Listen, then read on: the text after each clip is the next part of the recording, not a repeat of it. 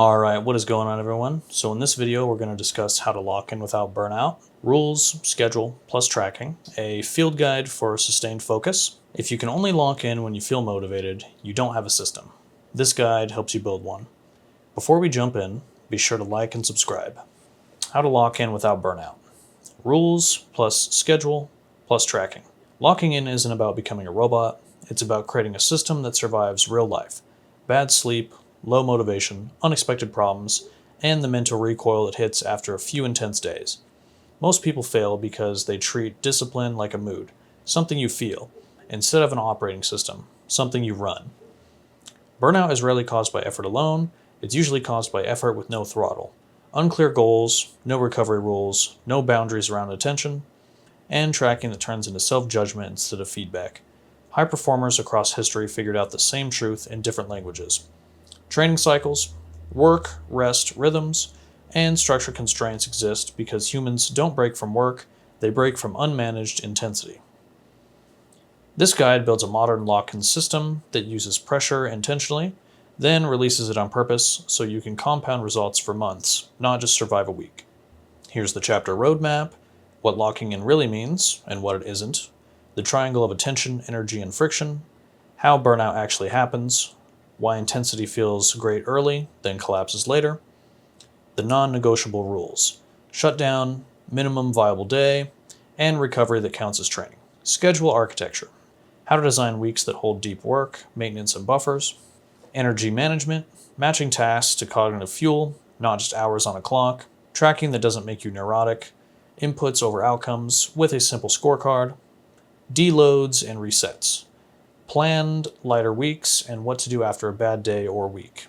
Sustaining the identity, staying locked in without ego traps, plus a 14-day rollout plan.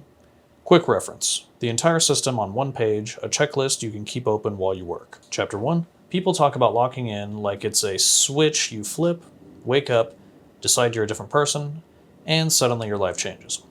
That story is seductive because it feels heroic, but it's fragile. Real lock-in is not a mood. It's a repeatable operating mode you can run even when you're not feeling heroic. At a practical level, lock-in means you consistently produce meaningful output by controlling 3 levers. Attention, what you can aim at, energy, how long you can stay sharp, and friction, how hard it is to start. When any of these is broken, you end up trying to buy progress with willpower, and willpower always runs out. What lock-in actually is: controlled intensity. Not maximum intensity, controlled. In sports science, athletes improve through periodization, hard blocks, easier blocks, and recovery that lets adaptation happen instead of injury. Work is the same.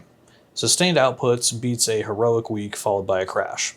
Inputs over feelings. You can't control whether you feel unstoppable at 9 a.m. You can control whether you sit down, remove distractions, and execute your first block. Over time, these inputs create confidence, and confidence makes feelings less relevant. Default behavior, not peak behavior.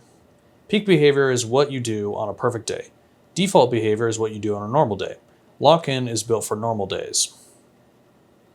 Think of default behavior as something you do dispassionately, such as brushing your teeth, grabbing the mail. What lock-in is not? Not obsession. Obsession feels productive early because it creates a rush, but it's intensity without breaks. The bill comes due. Not grinding all day. Long hours are not the same as deep work. Frantic multitasking can feel busy and still be low output. Not becoming emotionless. Emotions are data. Lock-in is simply refusing to let emotions run the schedule. Not never resting. Rest isn't a reward. It's part of the engine. Here's the lock-in triangle, which is attention, friction, energy, and then we have defend, reduce, stabilize. Figure 1, the lock-in triangle. Defend attention, stabilize energy, and reduce friction so focus becomes repeatable. A clean self-check. Locked in feels calm and sharp. You can work hard without feeling frantic. Overstimulated feels urgent and restless. You jump between tasks and crave stimulation. Locked in produces finished units of work. Overstimulation produces motion with little closure. How burnout actually happens. Burnout usually starts as a win. You get a burst of momentum, you feel focused, and you finally get results. The problem is that early momentum is often powered by novelty and urgency. A chemical cocktail of dopamine, novelty, reward, prediction, and adrenaline. Pressure, stakes. That's why it can feel like you found a secret. But novelty fades. Urgency is exhausting. If your system depends on that chemical hype, you will eventually need more stimulation to get the same output. That's when people start staking caffeine, pushing late nights, skipping recovery, and calling it discipline. It isn't discipline, it's debt. The sustainable alternative is to manage intensity like a dial, not a switch. In psychology, performance is often described as an inverted U. Too little pressure and you drift. Too much and you get sloppy, anxious and depleted. Lock-in aims for the middle, sharp and repeatable. Alright, here's figure 2. Performance tends to peak at a moderate pressure. We have the lock-in zone, which is sharp plus sustainable. We have performance quality, arousal pressure. Figure 2, you don't want maximum pressure, you want the pressure level you can repeat without frying your nervous system. The stress patterns people miss. Hans Selye's stress model is a useful lens. Alarm, energy spike, resistance, pushing through, exhaustion, crash. Hustle culture romanticizes the alarm phase. Burnout isn't your week, it's your body enforcing a shutdown when your recovery rules are missing. Warning signs show up early. Sleep getting lighter, irritability, losing interest in wins, needing more stimulation to start, and feeling guilty when you're resting. The non-negotiable rules. If you want lock-in without burnout, you need rules that protect you from your own short-term instincts. When you're motivated, you will overreach. When you're tired, you will underreach. Rules create a stable middle. Think like an athlete. Training is not just effort, it's effort plus recovery plus structure. These are the rules for the structure. Rule 1. A hard shutdown time. Choose a shutdown time and treat it like a meeting you cannot miss. Most people don't burn out from work, they burn out from never turning work off in their head. Shutdown means closing open loops, write tomorrow's first block, capture loose tasks, and decide what done looks like for the day. Protect sleep like it's part of the work. If you borrow sleep to work, you pay it back with low-quality work later. Rule 2. Minimum viable day. The floor. Define the smallest version of your routine that still counts. The goal is to eliminate 0 days. Minimum viable day is not lazy day, it's injury prevention for consistency. When life hits, you keep the habit alive. Your floor should be fast, 20 to 40 minutes of deep work, 1 output unit, and 1 recovery action. Walk, stretch, early night. Rule 3. Recovery that counts as training. Recovery isn't passive. It's active maintenance. Sleep, movement, sunlight, low stimulation time, and real downtime. Schedule recovery before you need it. If you wait until you feel burned out, you're too late. Treat recovery like a skill. You're training the ability to turn off. That's what keeps the engine from overheating. Weekly schedule architecture. A lock-in schedule is not a prison. It's a container. The point is to reduce daily decision-making and protect your best hours for the work that matters. A useful week has 4 lanes.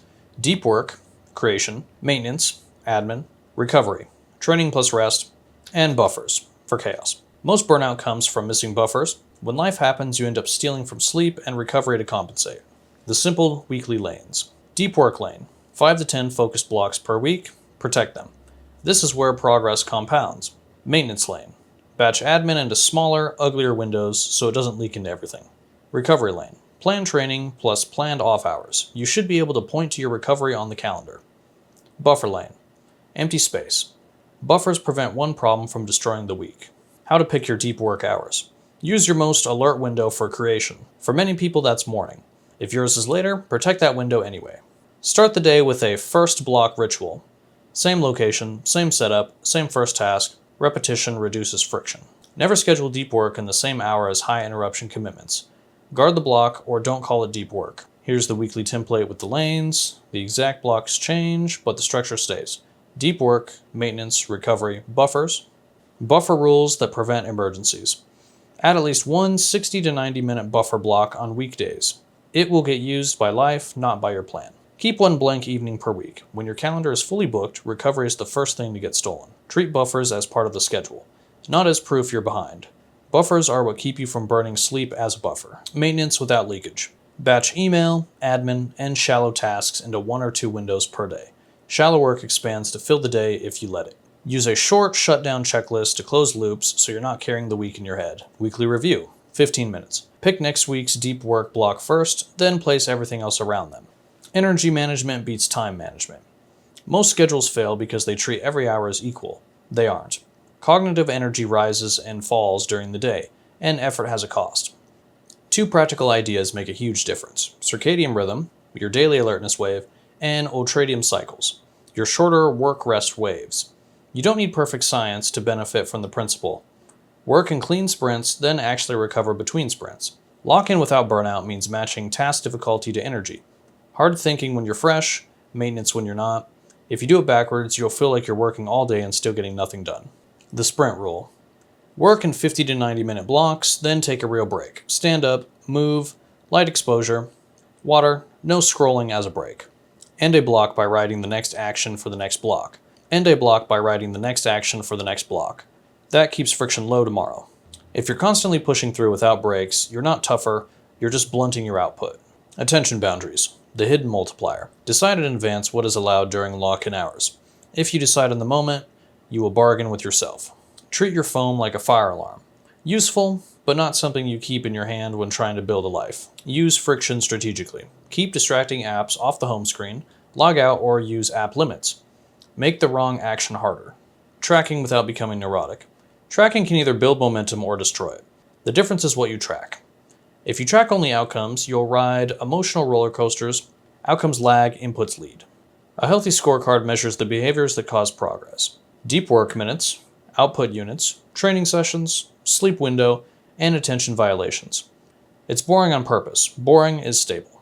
Inputs versus outcomes. Outcomes are volatile. Views, money, praise, results. Inputs are controllable. Blocks, reps, sessions, units finished. Track fewer things than you want to track. More tracking is not more discipline.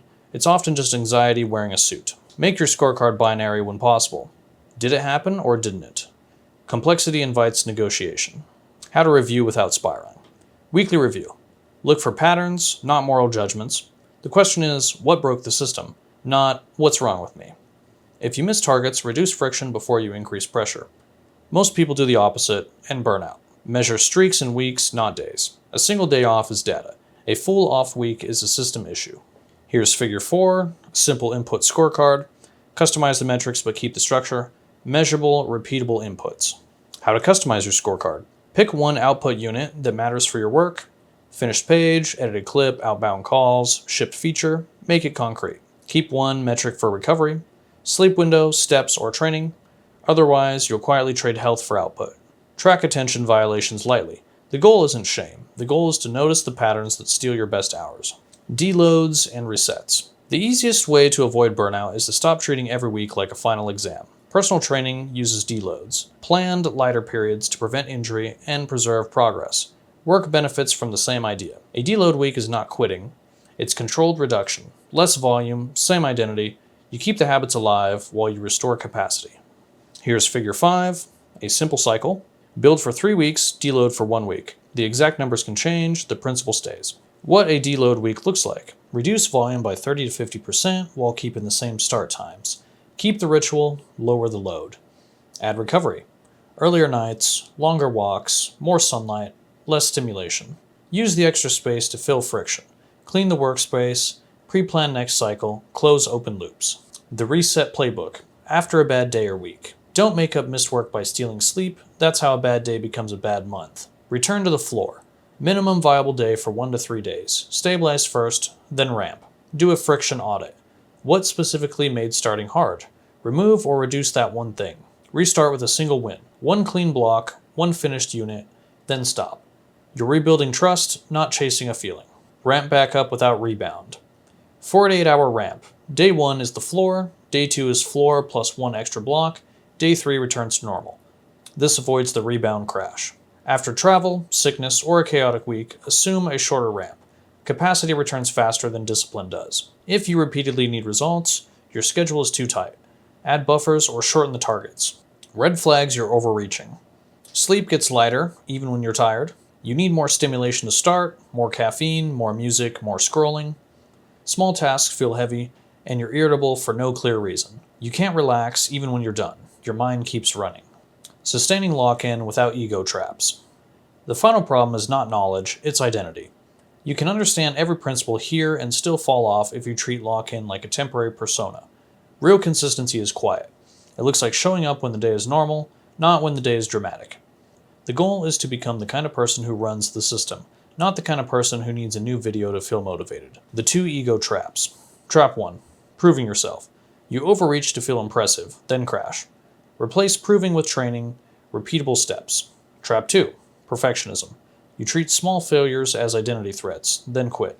Replace perfectionism with maintenance. Fix the system and continue. A 14-day rollout plan. Days 1 to 2, define your floor, minimum viable day, and your shutdown time. Keep it embarrassingly simple. Day 3 to 4, build the first block ritual. Same time, same place, same first task. Remove 2 obvious distractions. Days 5 to 7, add the weekly lanes. Deep work blocks, maintenance batch, and at least 1 buffer block. Days 8 to 10, start tracking inputs with simple scorecard. Track no more than 5 metrics. Days 11 to 12, run a friction audit. What makes starting hard? Remove 1 bottleneck. Days 13 to 14, plan the first deload week on the calendar. You're not waiting for burnout, you're preventing it. Outro. Locking in without burnout is not about willpower, it's about design. You design your attention, your schedule, and your tracking so the right behavior is easier than the wrong behavior. Quick reference, the lock-in system. The rules. Hard shutdown time. Closed loops, protect sleep. Minimum viable day. Eliminate 0 days. Recovery counts as training. Schedule it on purpose. The schedule. 4 lanes, deep work, maintenance, recovery, buffers. Protect 5 to 10 deep work blocks per week. Add buffers so life doesn't steal from sleep. The tracking. Track inputs, not feelings. Outcomes lag. Keep the scorecard small. 3 to 5 metrics. Weekly review, patterns, not moral judgments. The safety valves. Deload every 3 to 4 weeks, less volume, same ritual. Reset after a miss, return to the floor, then ramp. If you keep crashing, your schedule is too tight. If you take one idea from this guide, take this. Intensity is only valuable when it's repeatable. Your goal isn't a perfect week. Your goal is a system that runs when life gets messy. Alright everyone, that has been the full guide on how to lock in without burnout. If you enjoyed the video, please be sure to leave a comment down below and give me a like.